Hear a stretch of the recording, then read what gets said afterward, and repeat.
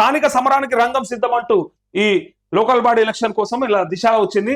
జనవరి 2వ వారం తర్వాత షెడ్యూల్, అంటే జనవరి 15 తర్వాత, సో సంక్రాంతి పండుగ అయినాక ఎన్నికల కోసం ప్రభుత్వ ఏర్పాట్లు, పంచాయతీ మున్సిపల్ చట్ట సవరణలు పూర్తి, ఓటర్ జాబితా సిద్ధం, పోలీస్ స్టేషన్లు ఖరారు, డెడికేటెడ్ కమిషన్ నివేదిక తరువాయి అంటూ ఇక్కడ స్థానిక సంస్థల ఎన్నికలకు రంగం సిద్ధమవుతోంది. జనవరి 2వ వారం తర్వాత ఎన్నికలు నిర్వహించేందుకు రాష్ట్ర ప్రభుత్వం ఏర్పాట్లు చేస్తుంది. ఇప్పటికే అసెంబ్లీ సమావేశాల్లో పంచాయతీరాజ్, మున్సిపల్ చట్టాల సవరణ బిల్లులను ప్రవేశపెట్టి ఆమోదించింది. ప్రతి 5 ఏళ్లకు ఒకసారి రిజర్వేషన్ మార్చే విధంగా ఉభయ సభలు ఆమోదం తెలిపాయి. వీటితో పాటే పంచాయతీరాజ్ చట్ట సవరణలోనూ పలు మార్పులు చేశారు. ఒక మండలంలో కనీసం 5 ఎంపీటీసీలు ఉండేలా చట్టం చేశారు. ఇప్పటికే ఓటర్ జాబితా, పోలింగ్ స్టేషన్లను సిద్ధం చేశారు. ఇక బీసీ రిజర్వేషన్ కోసం ఏర్పాటు చేసిన డెడికేటెడ్ కమిషన్ నివేదిక ఇవ్వడమే తరువాయిగా మిగిలింది.